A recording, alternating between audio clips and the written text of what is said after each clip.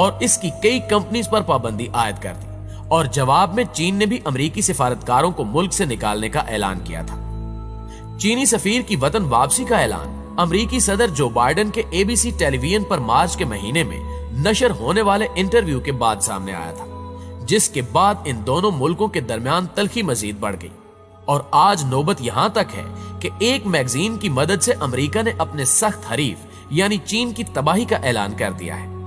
لیکن یاد رہے کہ اس جنگ میں صرف چین کو ہی نشانہ نہیں بنایا جائے گا، بلکہ اس کے ساتھ ساتھ پاکستان اور افغانستان بھی ان شیطانی طاقتوں کے نشانے پر ہوں گے، کیونکہ تاریخ گواہ ہے کہ پچھلے 1400 سال سے لے کر اب تک یہودی اسلام کو ختم کرنے کے لیے ہر ممکن کوشش کر رہے ہیں، اور اب وہ چین کے ذریعے اسلامی ریاست پاکستان کو ختم کرنے کی کوشش کریں گے، اور پھر پاکستان سے ہوتے ہوئے افغانستان میں قائم اسلامی حکومت کو نشانہ بنائیں گے، اور اسی بہانے امریکہ طالبان سے اپنا بدلہ لینے کی کوشش بھی کرے گا، کیونکہ یہودیوں کے نزدیک ان کے راستے میں سب سے بڑی رکاوٹ اسلام اور پاکستان ہے، جن کو وہ جلد از جلد ختم کرنا چاہتے ہیں۔ لیکن یاد رکھیے کہ ایسا کبھی نہیں ہوگا، اور اسلام ہمیشہ آباد رہے گا۔ پیارے دوستو، اس کے علاوہ اس میگزین کی کور پکچر میں ایک عالمی حکومت کی جانب بھی اشارہ دیا گیا ہے، اور یہ وہ حکومت ہوگی جس میں تمام حکمران دجال کے ہی پیروکار ہوں گے۔ اس نظام کو رائج کرنے کے لیے کئی سالوں سے کوشش کی جا رہی ہے،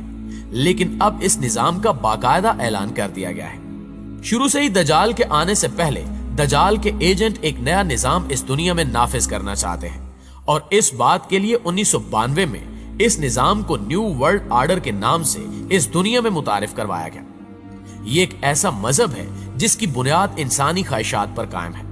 اور پھر جیسا کہ ہم نے بتایا کہ عالمی ادارے پوری دنیا میں اس نظام کو رائج کرنے کے لیے متحرک ہوئے، اور یقیناً ہر ذی نفس کو یہ سوچ کر حیران ہونا چاہیے کہ 1992 کے بعد زندگی کے ہر شعبے میں کس قدر تیزی کے ساتھ تبدیلی آئی ہے۔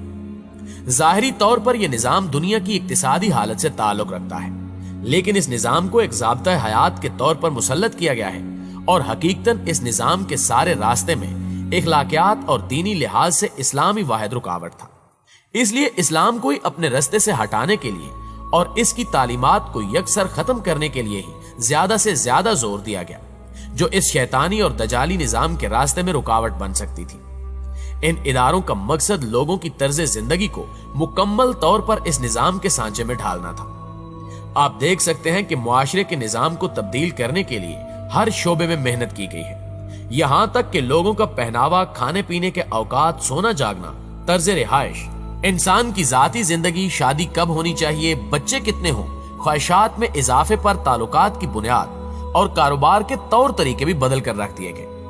یہی نہیں بلکہ عالمی اداروں نے اس کو بدمعاشی سے دنیا میں نافذ کروایا، بلکہ اس کے علاوہ اور بھی کسی مذہب کو بحیثیت طرز زندگی یا بطور ضابطۂ حیات کے اختیار کرنے پر جنگوں کا بھی اعلان کیا گیا، اور اسی پر بس نہ کرتے ہوئے ان قوموں کا کھانا پانی بند کرنے سے لے کر ادویات تک، اور پھر ان ممالک پر قبضہ کر کے اپنا یہی لانتی مذہب زبردستی بزور طاقت نافذ کیا گیا۔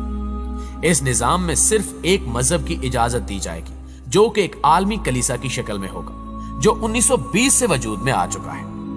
دعا ہے کہ اللہ تعالیٰ اسلام کے خلاف سازش کرنے والے تمام عناصر کو نیست و نابود فرمائے، اور ہمارے ملک پاکستان کی حفاظت فرمائے، آمین ثم آمین۔ اور اس کی کئی کمپنیز پر پابندی عائد کر دی، اور جواب میں چین نے بھی امریکی سفارت